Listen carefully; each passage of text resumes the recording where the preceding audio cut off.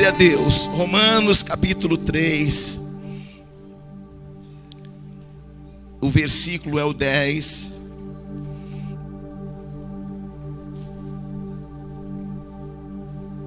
Muito feliz em vê-los aqui em nome de Jesus.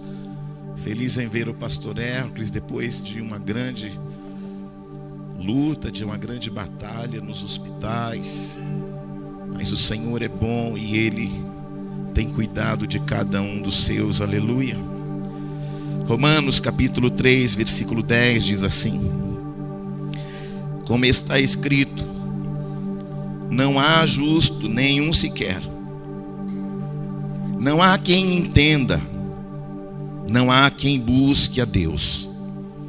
Todos se extraviaram, a uma se fizeram inúteis.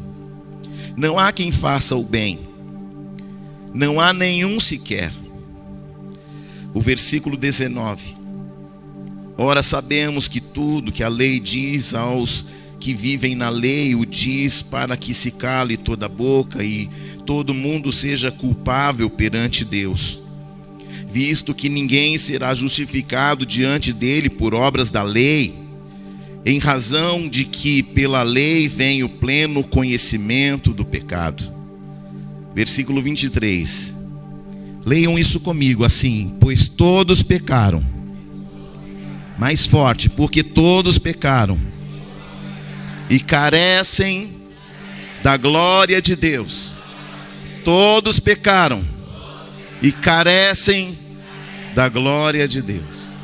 Amém? Senhor, fale ao nosso coração, que faça sentido esta palavra e que nós tenhamos a dimensão de tudo que o Senhor preparou para esta noite. Nós não estamos aqui por causa de homens, nós não estamos aqui por causa de um recinto, nós estamos aqui por causa da Tua presença, e que esta presença se manifeste em meio a nós. Espírito Santo, seja bem-vindo aqui. Faça o que o Senhor quiser fazer, em nome de Jesus. Amém. Glória a Deus. Pode se sentar, queridos.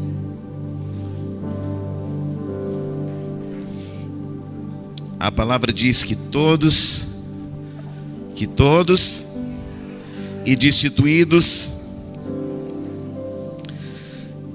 Queridos, o tema dessa noite é libertando-se dos regulamentos e gerando relacionamentos. Aleluia. Quando nós olhamos a palavra de Deus, nós notamos desde Adão, todos pecaram. Todos.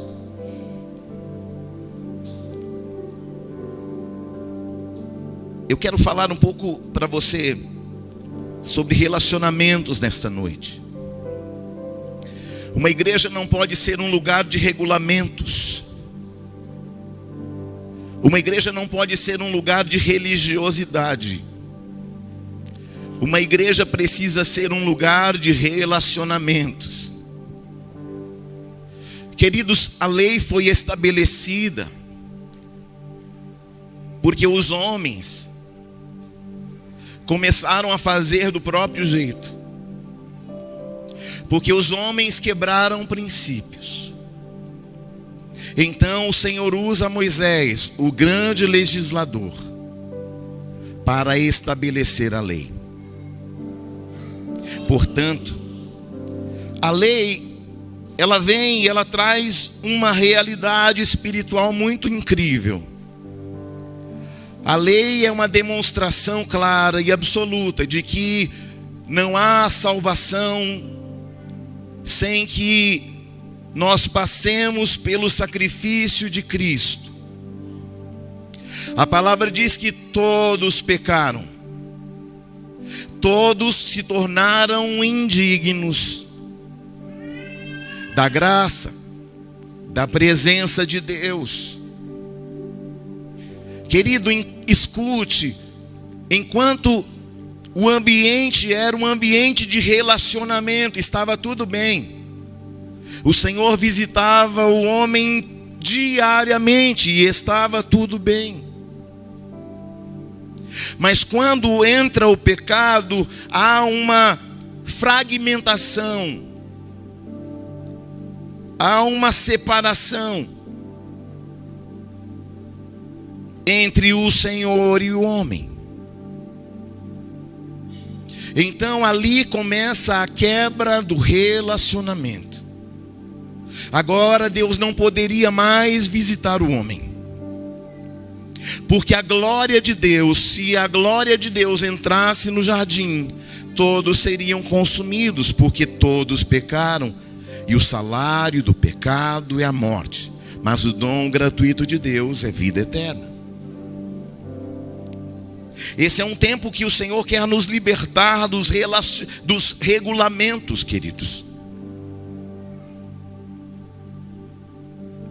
Todo lugar tem regulamentos, e eu não estou dizendo para quebrar os regulamentos, mas estou dizendo que para com Deus você precisa gerar um ambiente de relacionamento e de intimidade.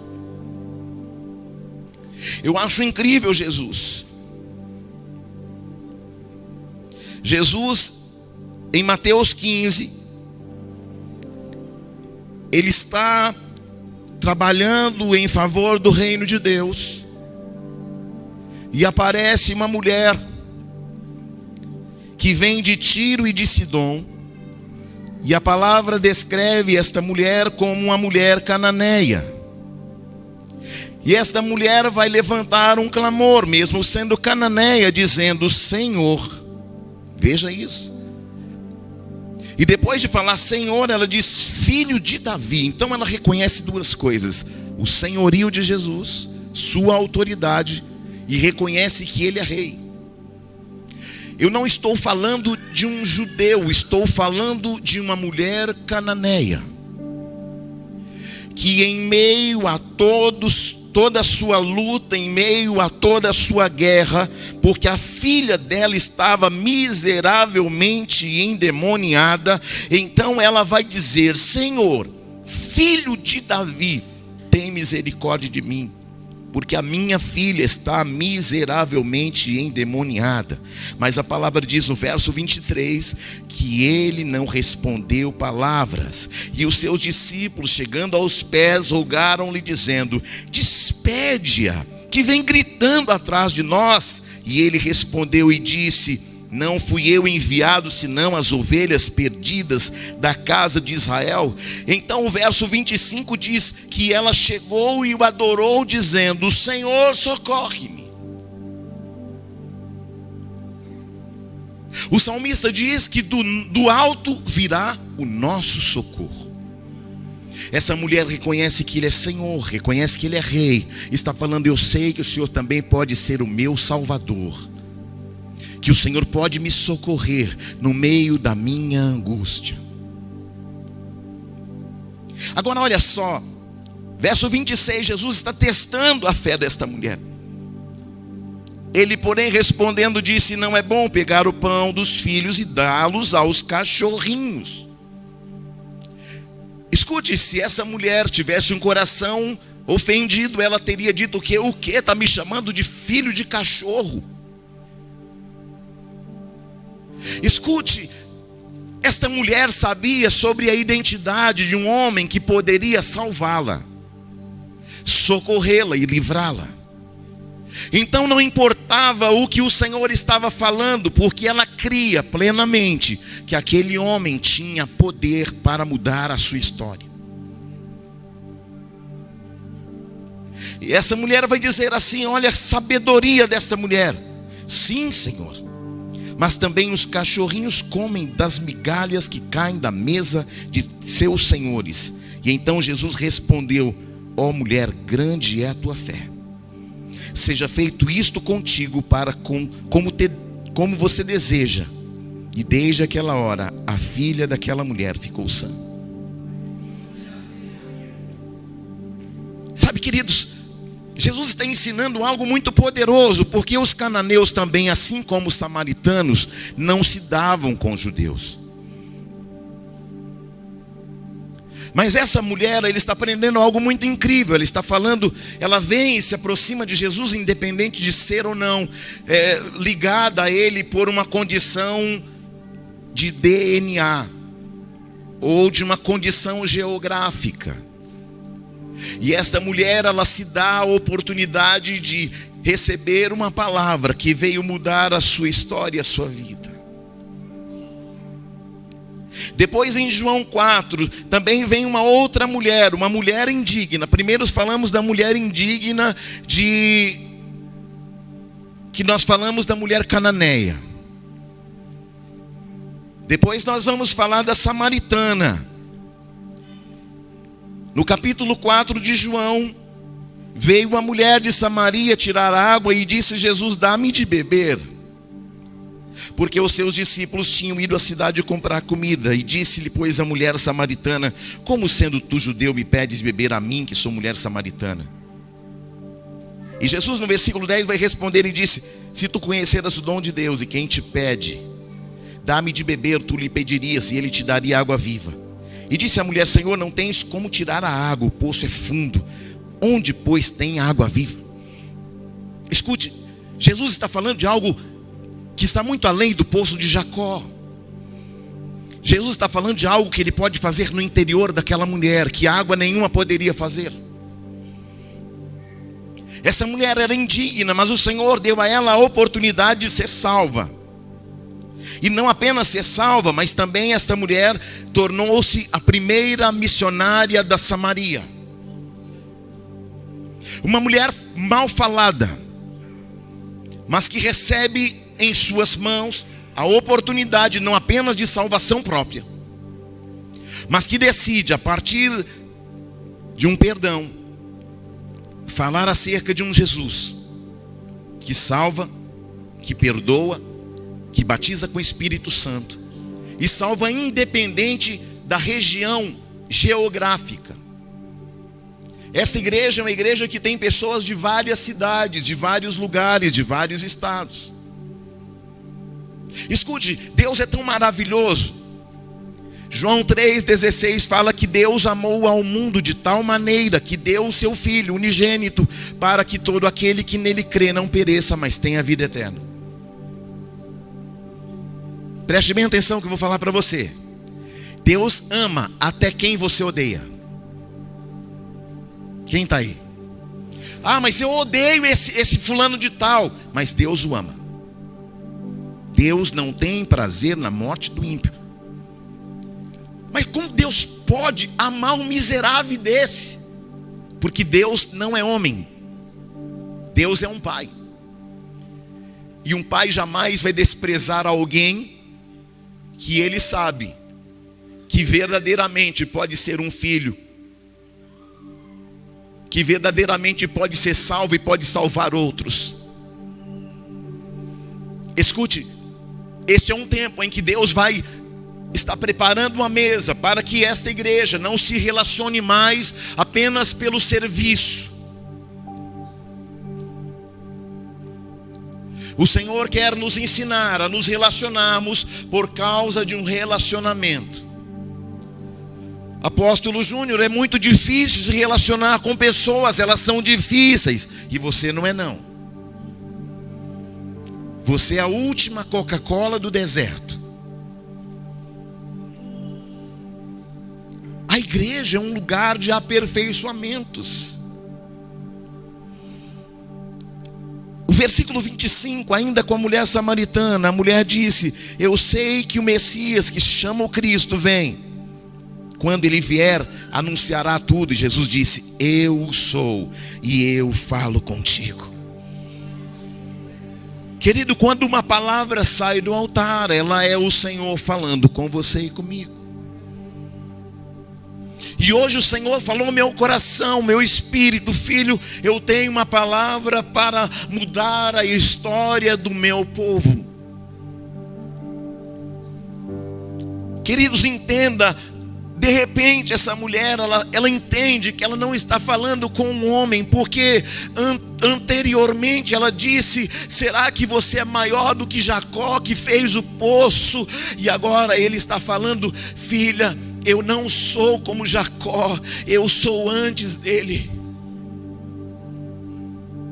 Esse poço pode até matar a tua sede agora, mas o que eu tenho para você vai mudar toda a história da tua vida. A água que você vem buscar ao meio-dia, porque você está fugindo dos apontamentos, eu tenho algo para te dizer. O que eu vou fazer dentro de você é tão poderoso que vai jorrar um rio de Deus a partir de você. Querido, entenda. Quando Jesus gera um relacionamento, Ele gera um fluir da glória dEle em nós. E aí quando você fala, não é mais você falando, é a unção do Senhor quebrando cadeias, usando a tua vida. Escute, meus amados e minhas amadas, João 4 fala de uma mulher pecadora quando começa, mas quando termina fala de uma missionária.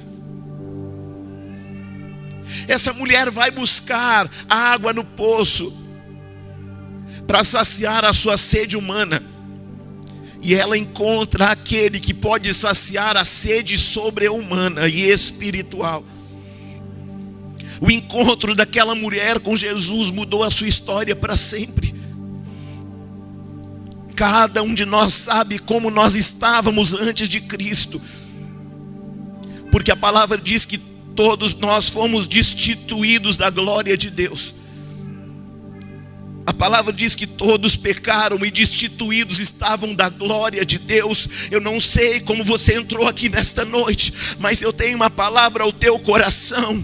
Vai começar a fluir um rio de água viva do teu interior.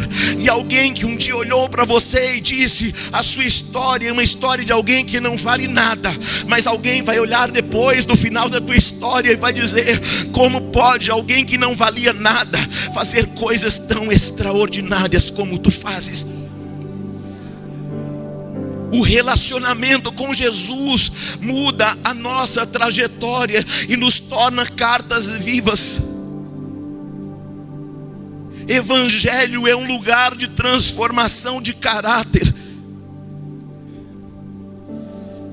Evangelho é um lugar de confronto com a gente mesmo. Este evangelho vai te confrontar a tal ponto que você não se pareça mais com as coisas deste mundo, para que você se pareça com aquele que te gerou no ventre da sua mãe. As pessoas te conhecem superficialmente, como as pessoas conheciam a samaritana superficialmente, mas Jesus sabia o que ele iria fazer dentro dela. Talvez nem você saiba, mas algo que o Senhor vai fazer dentro de você vai fazer toda a diferença. Sabe o que eu acho incrível do Evangelho? É que ele não só transforma a gente, mas transforma aquele que está ao nosso lado. Aleluia. Essa mulher era indigna, sim ou não? E a palavra diz que a mulher deixou o cântaro e foi à cidade e disse aos homens: vinde ver de um homem que disse tudo quanto tenho feito. Porventura não é este o Cristo? Saíram, pois, da cidade e foram ter com ele. Ela começa como uma simples mulher, ela termina como uma grande serva de Deus. O que isso me ensina é que não importa como a gente começou, importa como a gente termina. Talvez o que saiu da tua casa é de uma página, mas hoje o Senhor está falando: eu estou virando tuas páginas agora. Em João 8, também fala de uma outra mulher indigna. Jesus vai para o Monte das Oliveiras e pela manhã ele volta. E os escribas e fariseus trouxeram uma mulher apanhada em adultério. O verso 4 diz que colocaram-na no meio e disseram: mestre, esta mulher foi apanhada no próprio ato de adultério, e na lei nos mandou Moisés que as tais sejam apedrejadas. Ou seja, ela é indigna, então nós devemos matá-la. O versículo 7 E como insistiram, perguntando, Jesus endireitou-se e disse: aquele dentre vós que está sem pecado, seja o primeiro a atirar a primeira pedra contra ela. Jesus não está olhando a realidade do momento. Jesus está olhando o nível de arrependimento do coração daquela mulher. A pergunta que eu lhe faço nesta noite é: qual o nível do nosso arrependimento? Não há pecadinho ou pecadão para Deus. A palavra diz: todos pecaram e destituídos estavam da glória de Deus. Ou seja, todos nós somos indignos. Ninguém pode se salvar a si mesmo com obras feitas pelas mãos dos homens. Quem está aí? Jesus, endireitando-se, disse: escute, quando Jesus falou sobre aquele que não tivesse pecado, que atirasse a primeira pedra, tornando-se no chão, escrevia na terra. E então a palavra diz que de um a um começaram pelos mais velhos até os mais moços, ficando só Jesus e a mulher que estava no meio. Apóstolo, nós estamos entre muitas pessoas, querido, mas Jesus, embora nós estejamos aqui coletivamente, Jesus está nos olhando individualmente, sondando mentes e corações individualmente.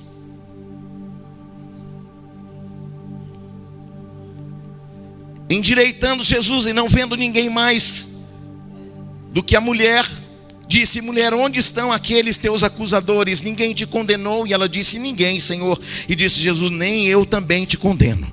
Vai e não peques mais. Às vezes alguém desce as águas do batismo, e isso é muito importante, mas não é tudo. O batismo é o princípio de uma caminhada, é uma aliança estabelecida, mas ainda não é a regeneração do caráter. Porque a regeneração do caráter, ela precisa de uma abertura do teu coração, para que Deus possa fazer em você, não segundo regulamentos da lei, mas segundo um relacionamento que Ele quer ter contigo. Todos os milagres que o Senhor Jesus fez, foi para que apontasse a glória de Deus. Mas os maiores feitos de Jesus, não se trata de milagres físicos, humanos, que vieram a impressionar olhos e ouvidos de muitos. Os maiores milagres que o Senhor fez, Ele fez quando estava à mesa. Porque quando estava à mesa, Ele apontava direcionamentos. Quando estava à mesa, Jesus nunca mostrou regulamentos, Jesus nunca apontou leis, Jesus ensinou o relacionamento. Estamos num tempo em que as pessoas se relacionam com as outras por causa dos regulamentos, mas o Senhor está falando: eu estou gerando um tempo de intimidade com esta casa.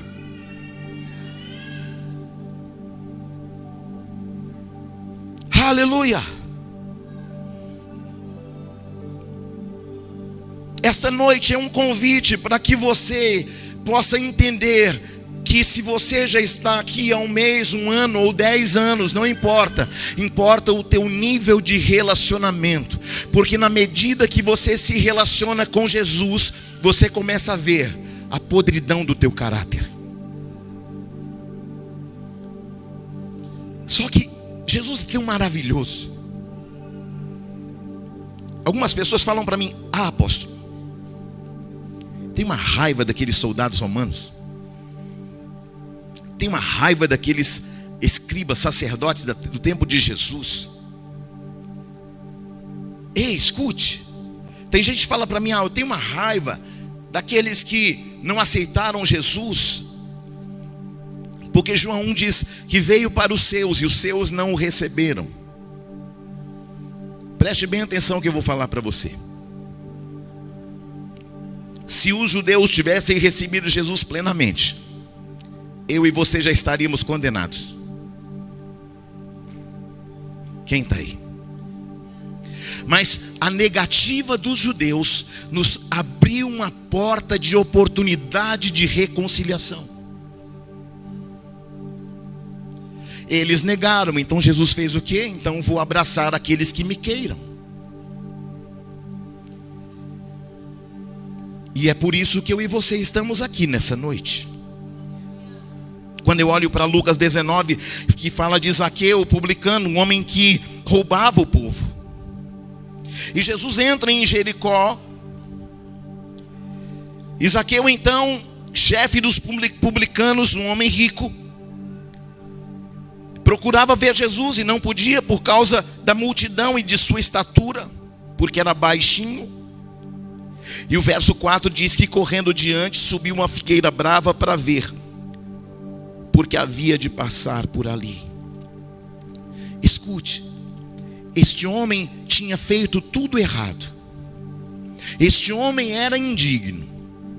Este homem era mal falado de todo mundo. Mas esse homem tinha uma sede. Esse homem tinha um desejo que nenhum dinheiro no mundo pôde dar a ele. A palavra diz que ele era um homem rico, mas um homem vazio. Porque não adianta ganhar o mundo inteiro e perder a tua alma. Quem está aí? Quem está comigo?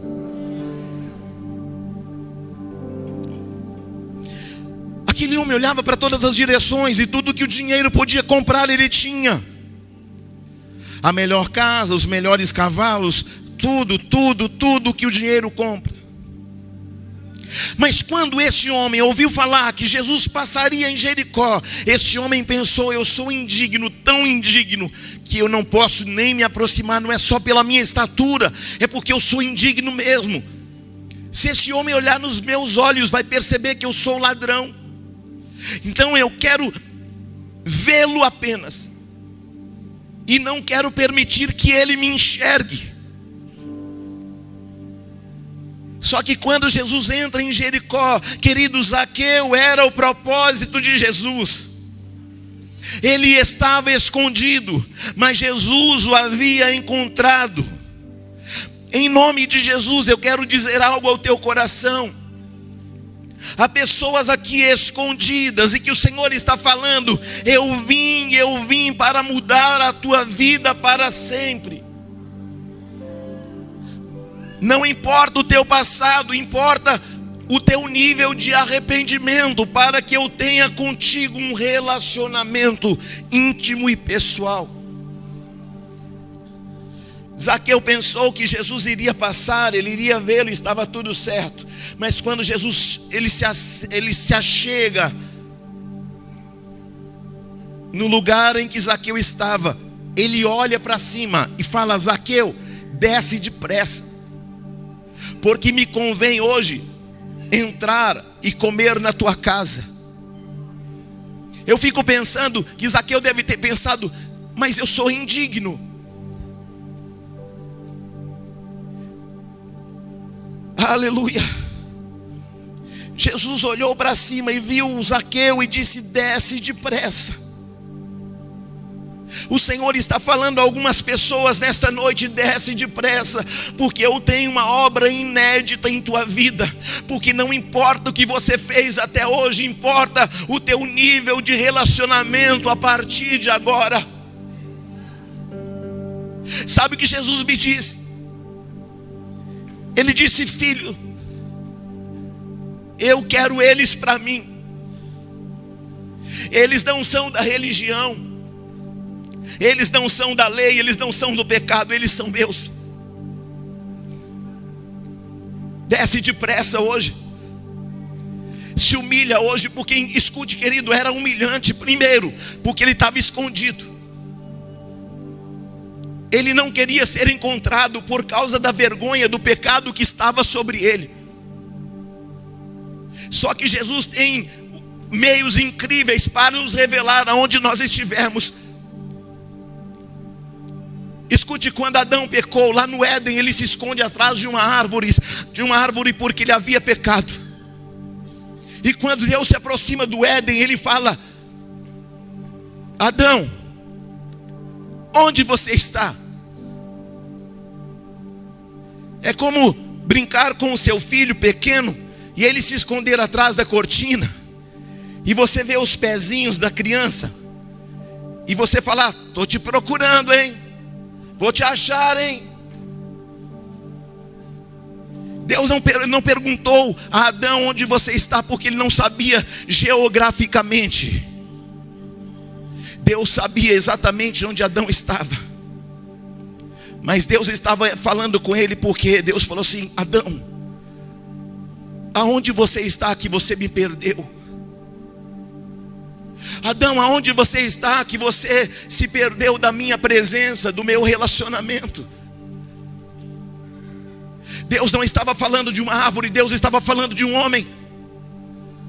Deus não se relaciona com árvores, Deus se relaciona com homens.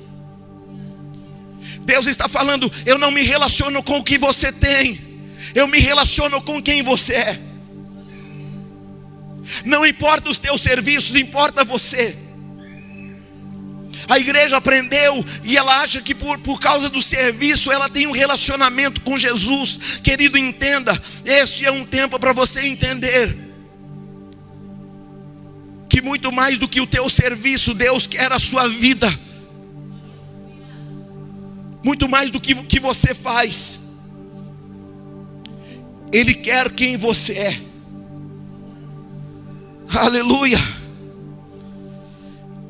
E vendo isso, murmuraram, dizendo: como que ele entra para ser hóspede de um homem pecador? E levantando-se Zaqueu, disse ao Senhor: Senhor, eis que dou aos pobres metade dos meus bens, e se em alguma coisa tenho defraudado alguém, restituo 4 vezes mais. Sabe o que é isso? Alguém que desceu da árvore agora, mas que sabe que precisa de regeneração e de abrir mão de tudo aquilo que o aprisionou até então. Esta noite é uma noite para você abrir mão de tudo que aprisionou a tua alma. Esta é uma noite para você se livrar daquele homem que insiste em fazer você voltar a ser aquele que o Senhor disse para que você não seja mais. O que roubava, não roube mais. O que adulterava, não adultere mais. Porque o Senhor está aqui hoje, Ele está dizendo: eu quero fazer novas todas as coisas. Aleluia. O verso 9 é incrível. Depois do arrependimento de Zaqueu, Jesus disse: hoje veio salvação a esta casa, pois este também é filho de Abraão. E lá fora estão falando: ele é indigno, ele não merece, ele pecou, ele é um ladrão miserável. E lá dentro Jesus está falando: você está salvo. Sabe o que o Senhor está falando no teu coração? Não importa as vozes, o que elas estão ecoando lá fora, importa o que eu sei ao teu respeito. Importa que eu vou mudar a tua história, a tua vida, a tua estrutura. Importa que se você estiver à mesa comigo, eu vou mudar a tua sorte, o teu destino, o teu futuro. Porque eu te conheço pelo lado de dentro. Rabassore andaraia. Jesus disse: veio salvação a esta casa. Este é um tempo de salvação. Este é um tempo de remissão de pecados. Este é um tempo de arrependimento genuíno, de um relacionamento com o Espírito Santo.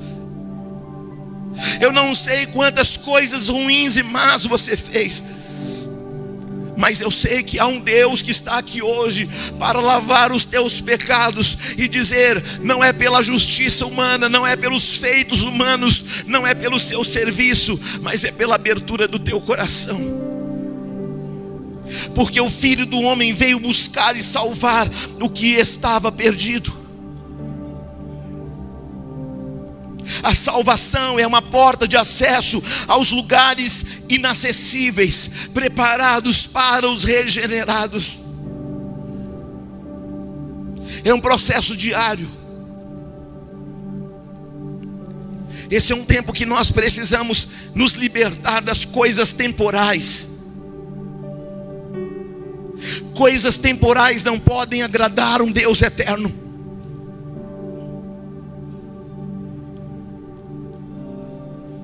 Todas estas pessoas que eu te disse foram encontradas indignas.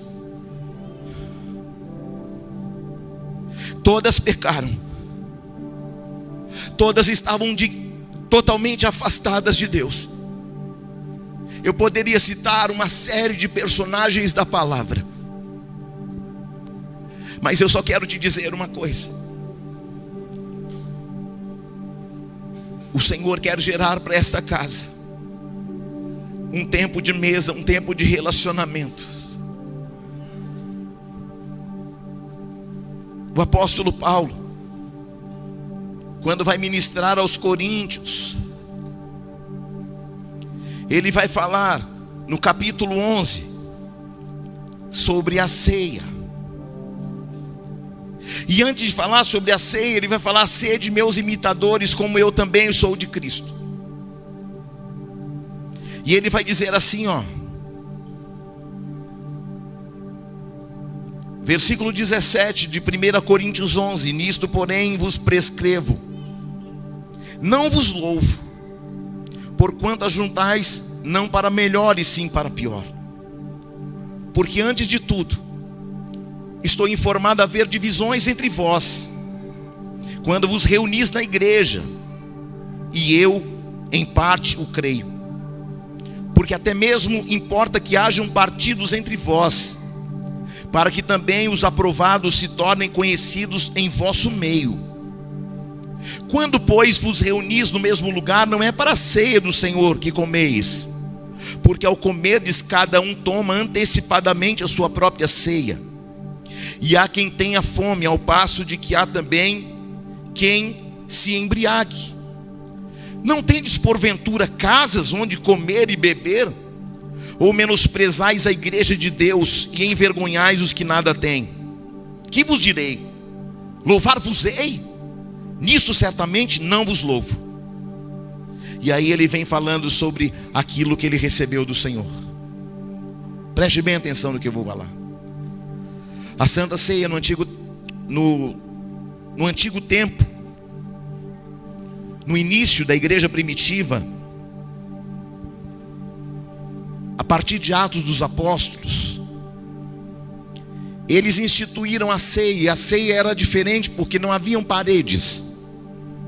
A igreja era um lugar que eles encontravam no ermo, no meio das montanhas, dos montes, e ali eles se reuniam para cear. E como funcionava a ceia naquela época da igreja primitiva? O que eu tinha de melhor em casa, o melhor vinho e os melhores pães, eu levava. O que eu tinha de melhor na minha casa, eu levava para a Santa Ceia.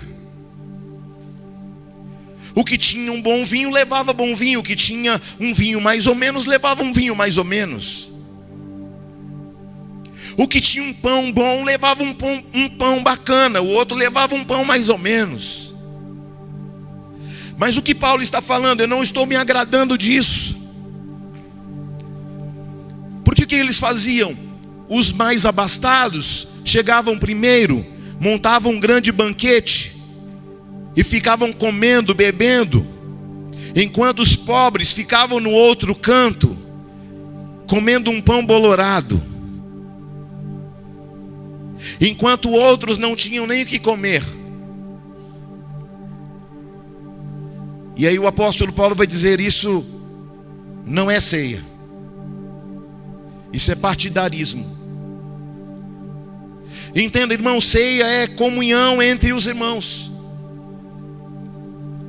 Ceia não é regulamentos. Ceia é relacionamento. Não há como me relacionar com Deus se eu não tenho um relacionamento aqui no nível horizontal. Não, mas apóstolo, sabe o que é? É que fulano é indigno e você não é não. Não, é porque o pecado dele é mais grave do que o meu. A palavra diz que todos pecaram e destituídos estavam da glória de Deus. Todas aquelas pessoas que eu falei aqui eram pessoas que a multidão falava são indignos. Queridos, indignamente é um advérbio de modo.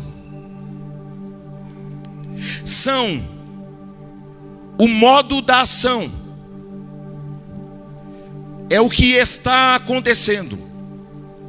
Então o Senhor está falando, o que está acontecendo no meio de vós não está correto. Vocês estão agindo indignamente. Porque alguns, porque têm um bom pão e uma boa comida, está dizendo eu sou digno. E o que não tem está dizendo eu sou indigno. Por muito tempo nós como igreja, nós entendemos o digno e indigno falando, não, fulano pecou e o meu pecado é menor do que o dele, então eu sou digno e ele é indigno. Queridos, escute uma coisa, todos somos indignos. Porque todos pecaram. E destituídos só cantalabasúbias estão na glória de Deus. Eu disse no começo que Deus ama quem você odeia. Não, esse irmãozinho aí, esse aí já está condenado para o inferno. E Deus está falando assim, é um missionário. Aí você está olhando para uma menina lá na rua com a saia desse tamanho e está falando, é uma prostituta. E Deus está falando, é uma pastora.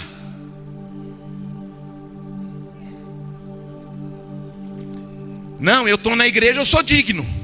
Quem disse?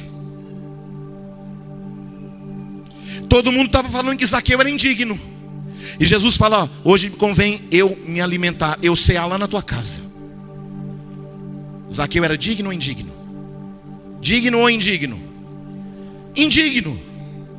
Mas Jesus disse o quê? Convém que eu ceie na sua casa. Porque eu sei o que está dentro de você. E enquanto a multidão clama, é ladrão, é vagabundo, não vale nada, Jesus está falando, é filho de Abraão, está salvo. Porque decidiu ao que roubou restituir 4 vezes mais. A mulher pecadora pegaram-na e disseram, é indigna, tem que morrer. E Jesus disse, quem for digno atire a primeira pedra. E a palavra diz que do mais velho ao mais moço, todos deixaram as pedras, porque todos reconheceram que todos são indignos.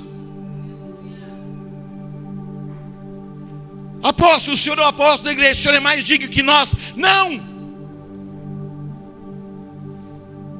porque todos pecaram.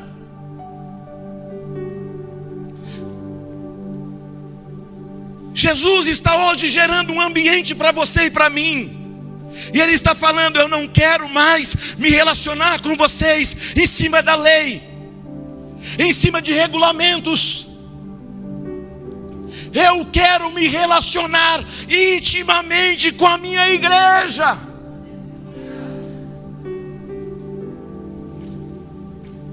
Aí a gente fica assim, ó, presta atenção, eu vou falar. Não, isso aqui só acontece na igreja dos outros, nessa não acontece não. Aí você sabe que o irmãozinho pisou na bola. Aí você fica de olho na mão do irmão. Deixa eu ver se ele vai pegar o cálice, porque ele é indigno.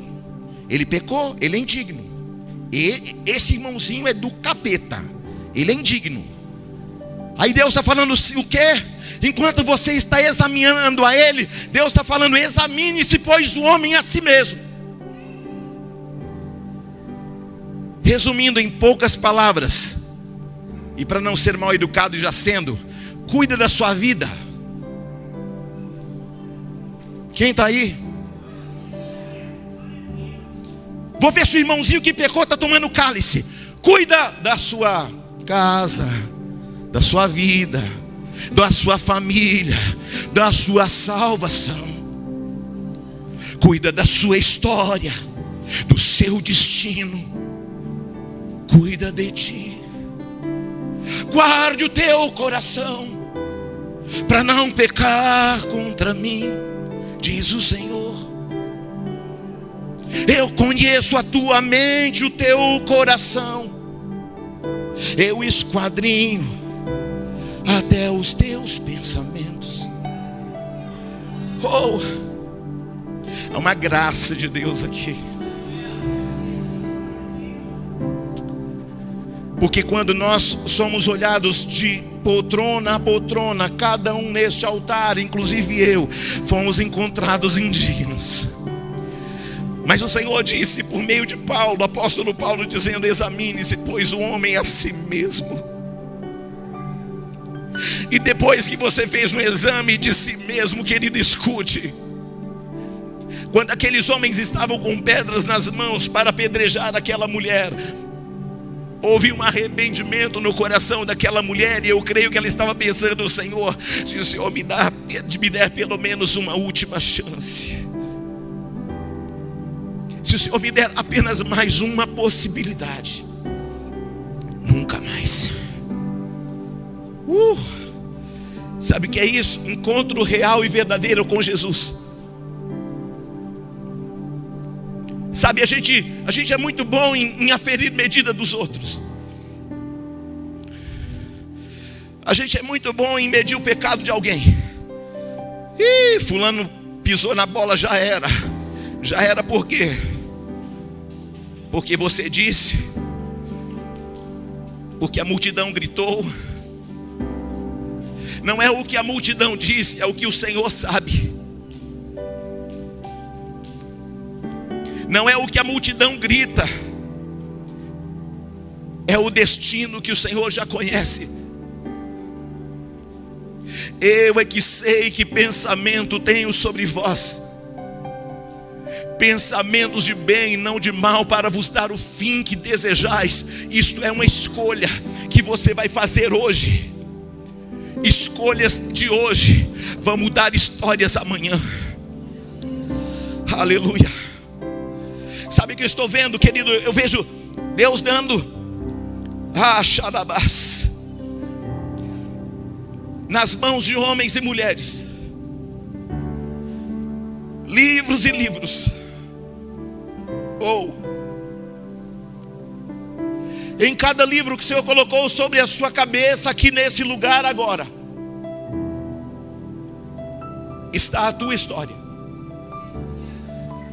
estão as tuas decisões, estão as tuas palavras.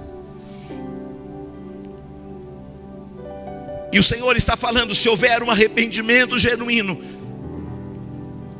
eu vou lançar no mar do esquecimento e apagar com a borracha eterna, e fazer de você uma nova criatura, e mudar a tua história para sempre.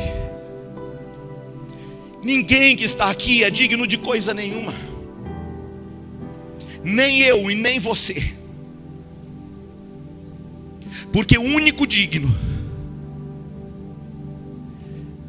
se entregou, foi moído na cruz, abriu mão da glória de Deus, habitou entre nós e nos ensinou o caminho de volta para casa. O que o Senhor está falando nessa noite? Eu tenho planos a teu respeito. Eu não conheço só o teu passado, o teu presente, eu conheço aquilo que nem chegou ainda. Quem está aí?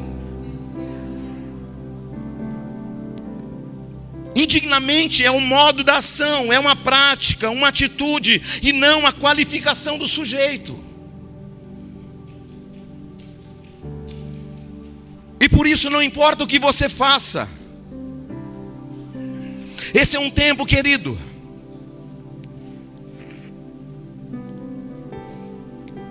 em que o Senhor está falando: não importa o teu nível de serviço, importa o teu nível de relacionamento comigo. Esse é um tempo para nós deixarmos de andar sozinhos. A humanidade está com falta de paternidade. Isso nos faz nos relacionar com Deus só por causa do serviço. E aqui na ceia nós achamos que é uma relação de troca. Ah, se eu fizer tudo certinho, Deus vai deixar eu tomar santa ceia. Não, examine-se. Examine-se a si mesmo. Porque não é sobre bonzinhos e mauzinhos. É sobre um coração contrito e arrependido. Um dia um homem me procurou aqui nesta casa. E ele me disse assim: eu vim aqui por causa da minha namorada e ela me chamou para vir, eu nem queria, porque a minha vida me condena, minhas decisões me condenam. Mas eu vim, ela insistiu, eu vim. E eu fui ouvir a história deste homem. Ele veio um dia no culto e depois falou assim: eu posso vir aqui amanhã conversar com o senhor? Porque quando o senhor foi falando assim, sabe, eu entendi que eu não poderia viver mais do jeito que eu estava vivendo. E eu preciso confessar algo muito importante, que a minha namorada nem sabe. E aí no outro dia ele veio aqui na igreja. E ele disse: pastor, eu sou um homem muito perigoso.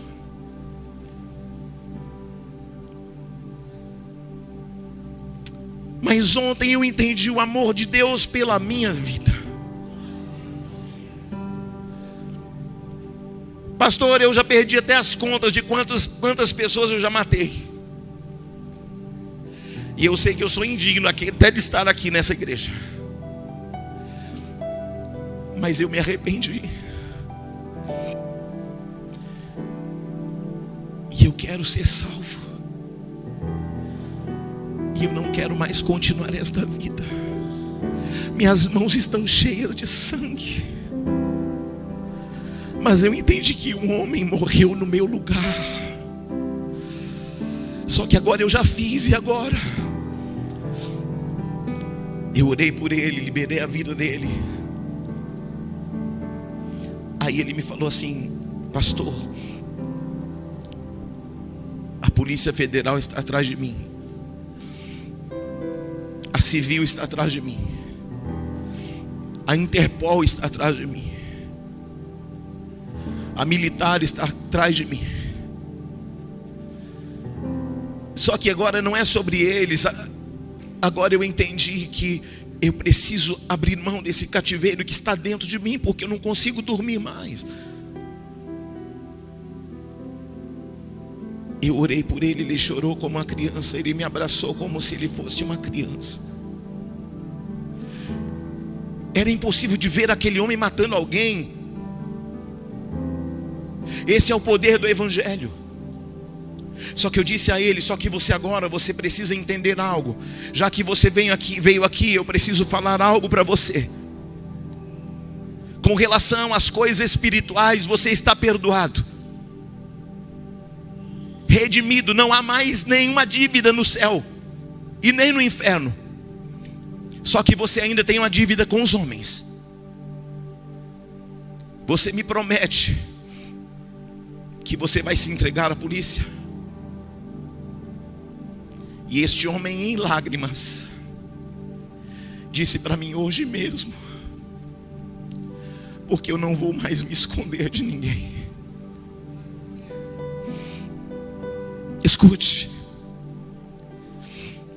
talvez alguém que este homem tenha matado, algum familiar desses que este homem um dia matou, pudesse olhar para ele e dizer: é indigno, tem que morrer, tem que ser condenado. Só que Jesus encontrou no coração dele arrependimento.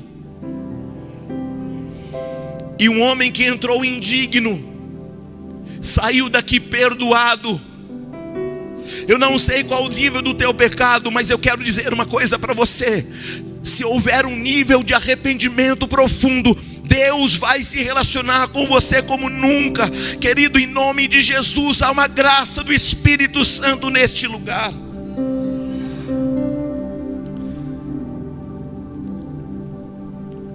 Nossa dimensão precisa mudar. Porque por muito tempo nós nos relacionamos com Deus como servos, como escravos.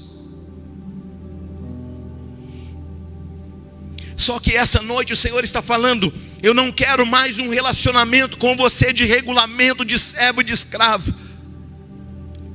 Eu quero um relacionamento com você de filho, de pai, de amigo.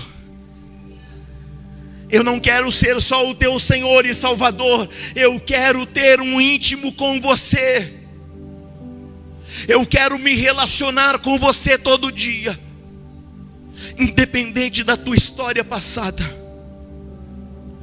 Deus nos deu um caminho de salvação, um caminho para um relacionamento, e este caminho é Cristo. O próprio Jesus disse: ninguém vem ao Pai a não ser por mim.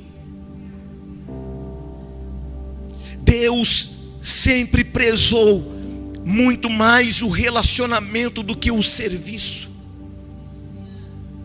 Porque escute isso, quando você só faz um serviço, você faz mais ou menos. Mas quando você tem uma intimidade com Deus, você faz porque você ama. Você não faz porque você está na escala. Você faz porque você ama tanto a Deus e ao reino, que você faz com alegria no coração. O Antigo Testamento é um lugar de regulamentos. Moisés recebeu nas mãos os regulamentos. Mas quando Jesus vem, Ele traz para nós um lugar de relacionamentos.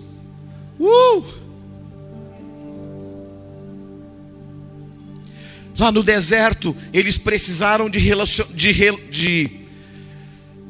Lá no deserto, eles precisaram de regulamentos, porque eles não tinham relacionamento. O relacionamento de Deus era só com Moisés. Moisés subia no monte, Deus falava só com ele. Um dia o povo se rebelou e falou: não, nós também. Moisés está achando o quê? Nós também vamos falar com Deus. Moisés sobe no monte e fala: Deus, o povo falou que agora quer falar diretamente com o Senhor. E Deus disse assim: então, marca com eles no dia tal, no horário tal, eu vou encontrar com eles lá no monte. Todo mundo ficou em volta do monte. Trovões. Aí aqueles que estavam no pé do monte começaram a recuar. Diácono Robério: não, Deus, fala com Moisés mesmo. Fala com Moisés. Não, a gente não quer subir não. Só que quando o véu se rasgou, Jesus abriu um caminho de relacionamento.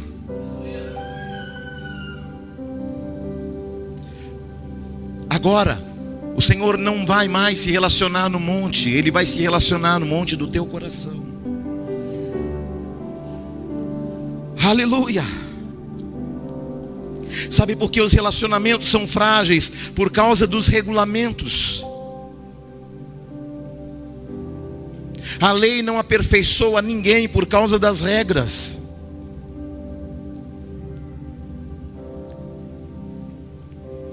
Olhe para alguém e diga: Deus não te ama porque você faz tudo certinho. Deus te ama porque Deus é amor. E quando a gente entende isso, a gente sabe que a gente não é digno. Ele se relaciona com a gente porque Ele é amor, querido. Quem está aí? Olhe para alguém e fala assim: Deus ama até quem você detesta. Sabe o que isso faz dentro de nós?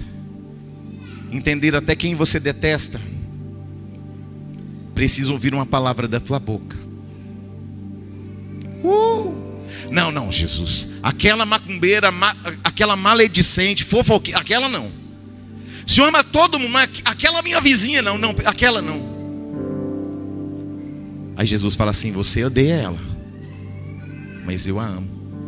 E aí? Você vai lá falar do amor de Jesus?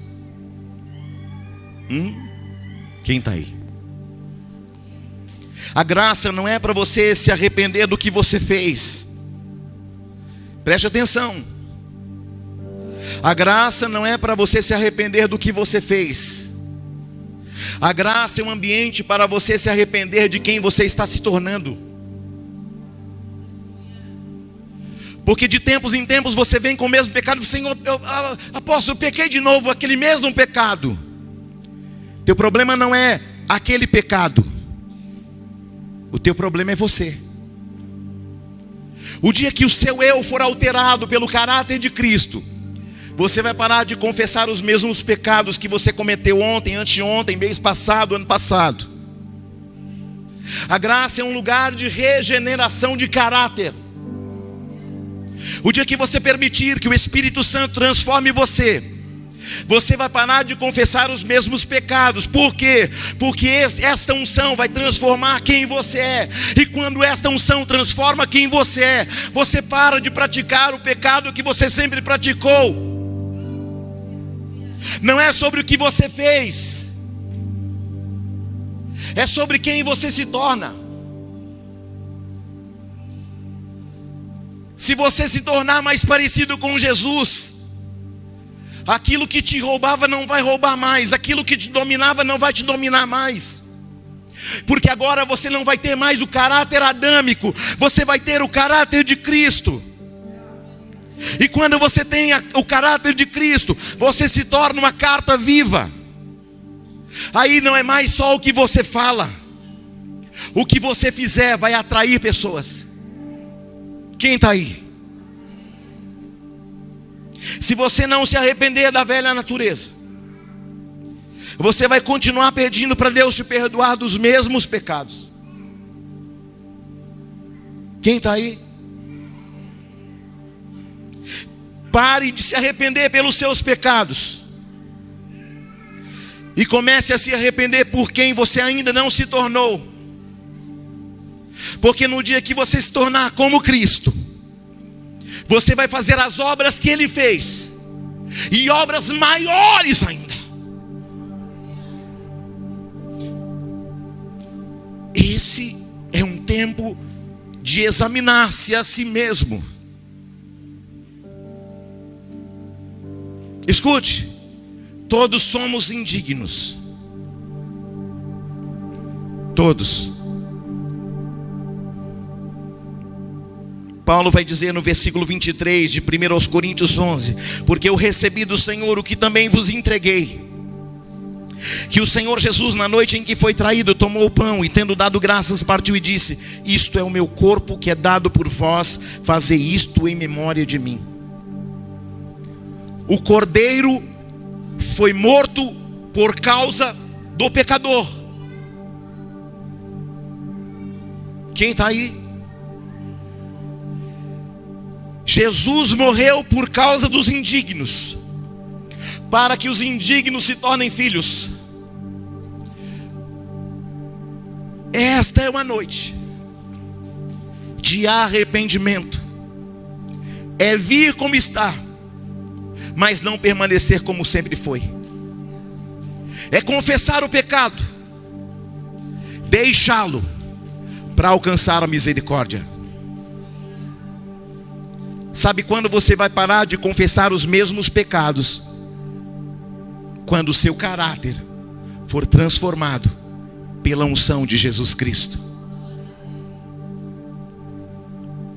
Pare de se arrepender pelos teus pecados e comece a se arrepender por quem você ainda não se tornou. Porque se você estivesse mais parecido com Jesus, certamente o pecado não teria mais domínio sobre ti. Quem está aí? Semelhantemente, depois de haver ceado, então, o que Paulo está falando aqui? Veja, queridos, que Paulo, ele é um ícone do Evangelho. E eu já caminho para o término. E Paulo era um assassino. Escute, Paulo era um indigno. Preste bem atenção.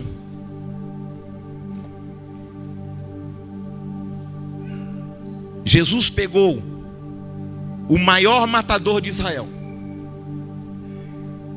e fez dele o maior apóstolo da história da igreja. Se Deus fez tudo isso com o apóstolo Paulo, você não tem ideia do que Ele pode fazer na sua vida.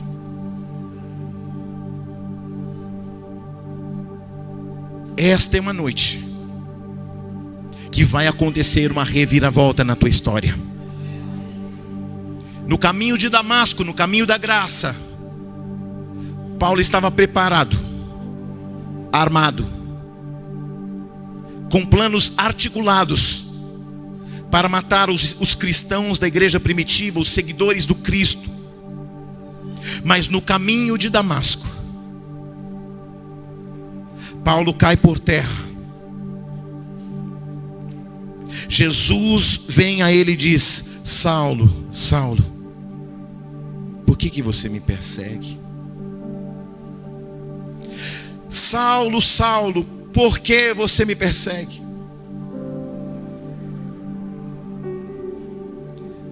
Saulo vem da tribo de Benjamim. Saulo vem de uma origem do nome Saul. E diferentemente de Saul, que não se arrependeu, Paulo, quando cai, ele também cai em si e reconhece que até ali ele errou, mas está decidido a se levantar para ser um novo homem. Enquanto está acontecendo tudo isso, o Senhor está falando ao mesmo tempo com Paulo, com Saulo, está falando também com Ananias. Está falando para ele: Ananias, está vindo um homem aí. Você vai orar por ele. Você vai descê-lo nas águas do batismo. E ele é um vaso muito precioso para mim.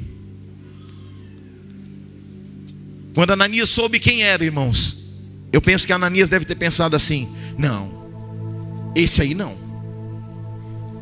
Senhor, não tinha alguém melhorzinho lá em Jerusalém, não? Saulo de Tarso? Não. O senhor se equivocou. Fala de novo para eu ver se é esse mesmo. Saulo de Tarso. Deus, não é duvidando, mas só mais uma vez, de quem mesmo o senhor falou? Saulo de Tarso. E ele é para mim vaso, um vaso precioso. E ele vai entender o quanto vale o meu evangelho. E ele vai entender que dura coisa é recalcitrar contra os aguilhões. Enquanto Ananias está vendo um homem matador, um assassino, Deus está vendo o maior apóstolo da igreja. Eu não sei qual o nível de pessoas que você convive no trabalho, na faculdade, na escola, aqui dentro da igreja. Olha para a sua direita e para a sua esquerda. Dá uma olhada, quem está do teu lado direito e do teu lado esquerdo, por favor. Olhou? Agora olha para mim. Às vezes você entra e sai nesta igreja,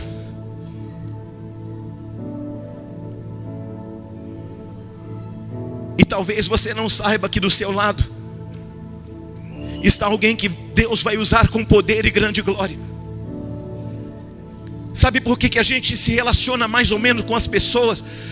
Porque a gente sempre relaciona com elas pensando: ela vai pisar na bola comigo, eu vou me ferir, vou me frustrar de novo. Só que Deus está falando para você: Você me frustra todo dia, e eu continuo acreditando em você todo dia. Aleluia. Você pisa na bola comigo em tantos momentos que eu acredito em você. Você continua vindo, eu continuo te perdoando e continuo acreditando em você. E você continua desacreditando em alguém que está do teu lado. A sua visão acerca de alguém está equivocada. Deus pode transformar um homem que está no fundo do poço num grande pastor de ovelhas. O Senhor pode transformar um ladrão e assassino no maior pregador do Evangelho. Não perca oportunidades na rua, no trabalho. Escute, eu ganhei mais almas para Jesus no meu trabalho do que dentro da igreja. Só num velório de um amigo meu, quando nós trabalhávamos na aviação lá em São Paulo, lá em Guarulhos, um amigo nosso morreu. Ele era um cara muito querido, um cara muito alegre, um cara muito descontraído, um cara que amava todo mundo, que brincava com todo mundo. E aquele homem morreu num acidente. Era um grande amigo meu. A Varig em Peso estava lá. Aí o padre veio, fez a oração. E aí a irmã do Décio falou: o meu irmão amava tanto você. Todos os dias que eu vinha falar com meu irmão, ele falava assim: olha, tem um cara lá no aeroporto que você precisa conhecer. Ele me dá umas tacas de vez em quando, mas cara, ele fala sempre o que eu preciso ouvir. Você precisa conhecer, você precisa. E ela falou: que pena que eu estou te conhecendo justamente hoje, quando meu irmão está morto. Mas eu queria te fazer um pedido. Eu sei que é um velório, o padre já rezou e etc. Mas eu queria que você fizesse uma oração aqui hoje. Eu tenho certeza que se meu irmão estivesse vivo, ele ia querer isso. Você pode fazer isso? Posso. O lugar estava lotado de gente. Pilotos, comissários, mecânicos de voo. Uma multidão de gente, pessoal do despacho. E aí eu fiz uma oração, eu ministrei uma palavra de 10 minutos. Eu fiz um chamamento e naquele dia, naquela noite, 300 pessoas aceitaram Jesus como Salvador. E aqui eu encerro dizendo para você: transforme lugares de morte em lugares de vida. Transforme lugares inapropriados em lugares de salvação. No trânsito, na escola, na faculdade, no trabalho. Em tempo e em fora de tempo, anuncie, pregue. Fale do amor de Jesus. Não se detenha, não tenha medo. Alguém vai te criticá-lo? Sim, vai. Alguém vai falar mal de você? Sim, com certeza. Alguém vai te humilhar por causa disso? Claro que vai. Mas uma alma que se converter, o nome dela será escrito no livro da vida, e haverá uma pedrinha na tua coroa. Eu já perdi as contas das pessoas que vieram a Jesus por meio de uma ministração, dos lugares mais inusitados que você possa pensar.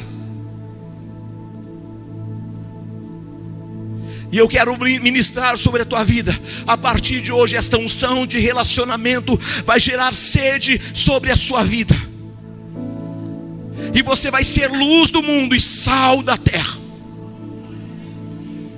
Tudo que te impedia, toda a barreira de falar do nome dele vai ser quebrada. Deus vai levantar uma igreja forte, uma igreja firme, uma igreja que não se envergonha do nome de Jesus. Essa noite vamos relembrar a morte dele até que ele venha. Ele disse: todas as vezes que vocês comerem deste pão, ou seja, do meu corpo, e que vocês beberem do cálice, ou seja, do meu sangue, anunciais a minha morte até que eu venha. Esse mundo está de ponta cabeça. A nação brasileira está de ponta cabeça. A igreja está de ponta cabeça. As famílias estão de ponta cabeça.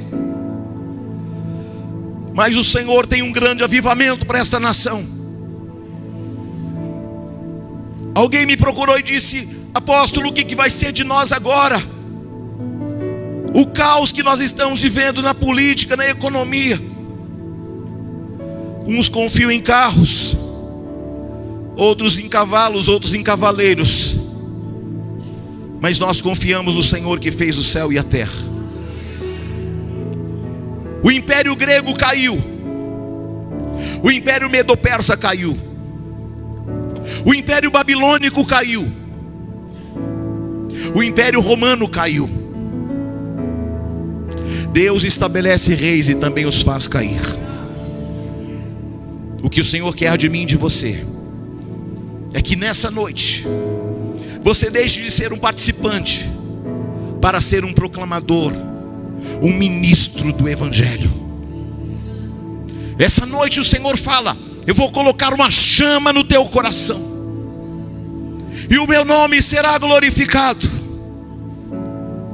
E através da tua vida eu vou mudar muitas vidas e transformá-las, salvá-las e resgatá-las. Ah, apóstolo, mas eu sou indigno. E quem não o é?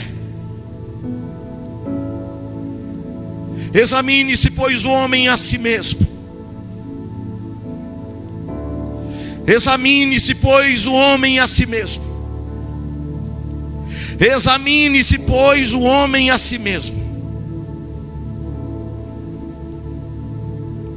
Aquele que comer o pão ou beber o cálice do Senhor indignamente será réu do corpo e sangue. Ou seja, todos somos indignos, amém? Ah, mas então, apóstolo, se todos são indignos, ninguém pode. Se nós formos olhar bem, ninguém pode. Sim ou não? Sim ou não? Não, mas eu não sou adúltero. Mas a língua... Ah, mas eu não sou fofoqueiro. Mas gosta de fazer um irmão brigar contra outro.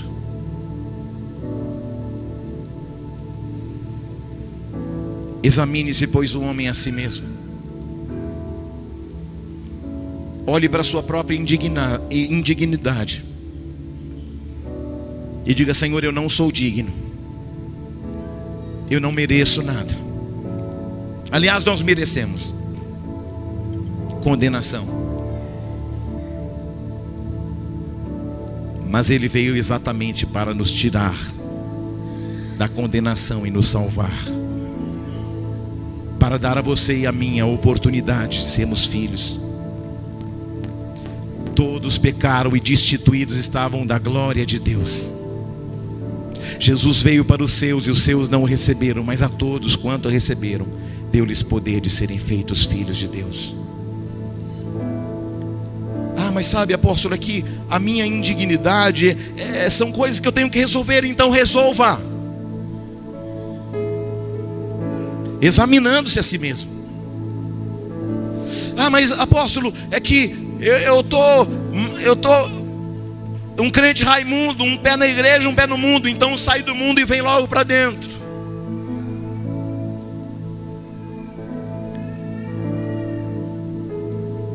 O Espírito Santo está te dando a oportunidade de regeneração agora.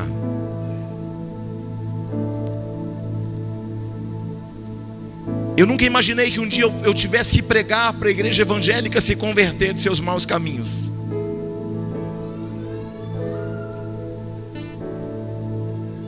Você sabe que o maior agente da desonra é o convívio. Você vai convivendo tanto com Jesus. Ah, Ele é lindo. Ah, Ele é bonzinho. Ah, Ele é maravilhoso conselheiro. Ele é tudo isso. Só que Ele também é o leão. Uau!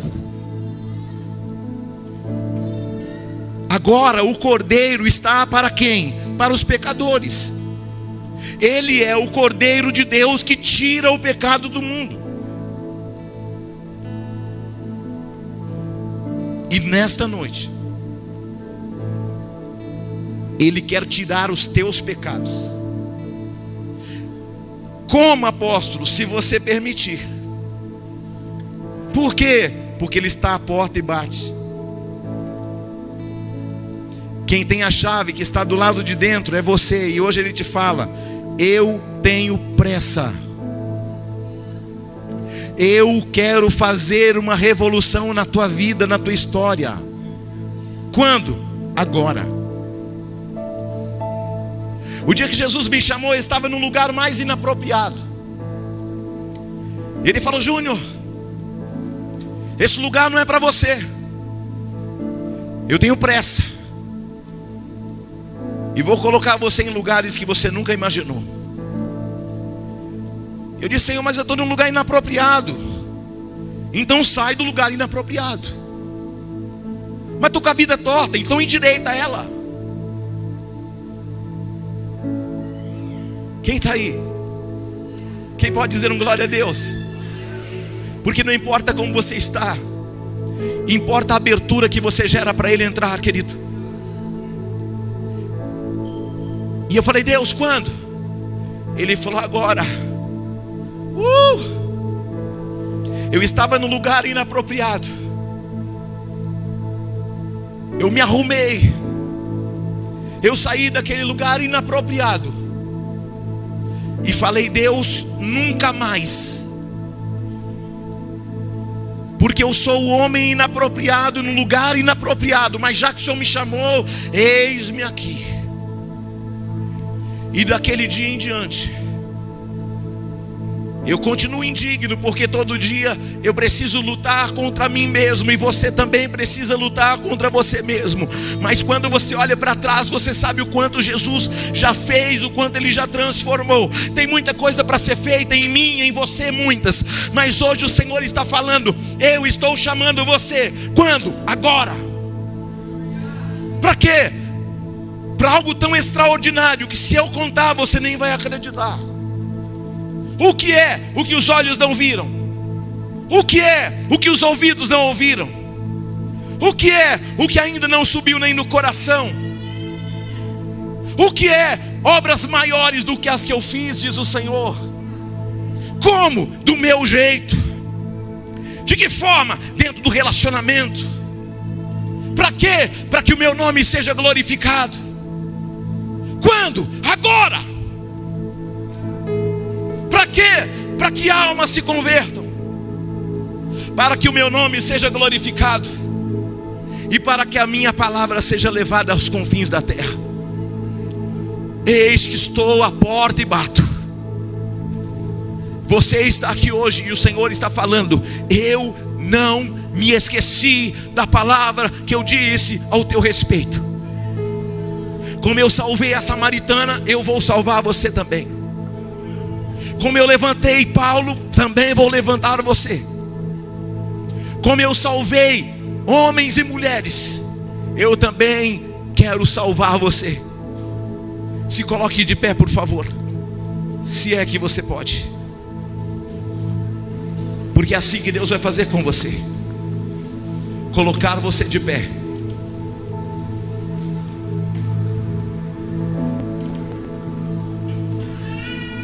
No dia que Deus falou isso comigo,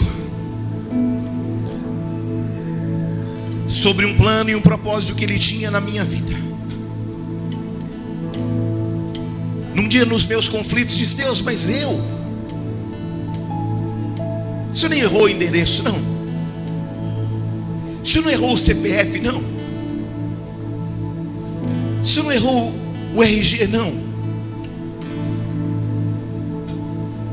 E aí o Senhor disse: é com você mesmo que eu estou falando. Não faz de desentendido, não. O Senhor está falando para você: não faz de desentendido, não. É com você. Não adianta você falar: não, isso é só com o apóstolo. Não, é para você. Essa palavra é para você. Mas é que, sabe, eu estou novo ainda. Você está novo ainda. Depois, quando você estiver mais velho ainda, estou velho ainda. Não, irmão, em tempo é fora de tempo. O dia que eu fizer a faculdade, querido, com faculdade, sem faculdade, Deus quer usar você. Falando nós vamos ou nós vai, Deus vai usar você. De que forma? Eu não sei. Porque Deus nunca precisa explicar o que Ele vai fazer. Ele só precisa dizer para você: eu vou fazer, eu quero fazer, tenho poder para fazer. Mas você precisa dizer: eis-me aqui. Quem está aí? Quem pode dizer glória a Deus? Eu não sei qual a sua expectativa para essa noite, mas o céu tem uma expectativa ao teu respeito. Não é porque você é bonitinho, cabeludo ou careca, não.